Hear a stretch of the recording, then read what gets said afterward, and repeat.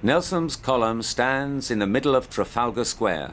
The column was built between 1840 and 1843 to commemorate Admiral Horatio Nelson's death at the Battle of Trafalgar in 1805.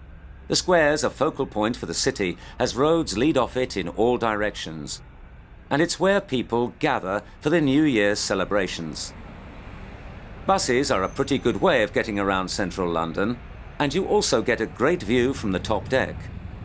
Over 6,800 scheduled buses operate on over 700 different routes in the London network.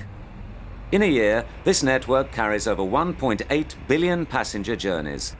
There are lots of shops around Piccadilly Circus.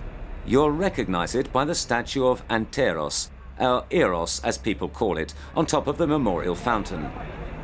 If you're short of time, the Underground or Tube is probably a better option, but you won't see much apart from the crowds of people. The famous Tube map, designed by Harry Beck in 1931, will help you get around. Remember to get a ticket.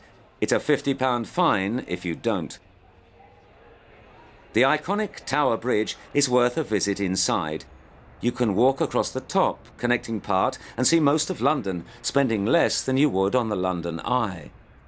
The bridge opens at least once a day to let big ships pass. The Tate Modern's not far away. It's an old power station that's been converted into a modern art museum. You can walk over the Millenium Bridge, which joins St. Paul's and the Tate Modern. It had to be closed for nearly 2 years because of structural instability. That's St. Paul's Cathedral in the background. It's located near the city, which is London's financial centre.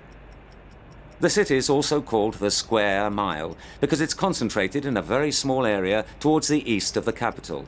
Things move fast in the financial heart of London. The city has a resident population of approximately 8,000, but around 340,000 people work here, so it's very busy during weekdays, but almost a ghost town on Saturdays and Sundays. The London Eye is based on the design of a bicycle wheel, and over 30 million people have used it since it opened in 1999. Big Ben's another famous landmark. It's 150 years old, just under 100 metres tall, and stands at the north end of Palace of Westminster. The palace was rebuilt in a neo-Gothic style in 1834 after a big fire. It's the seat of Britain's 2 Houses of Parliament, the Commons and the Lords. It's now a UNESCO World Heritage Site.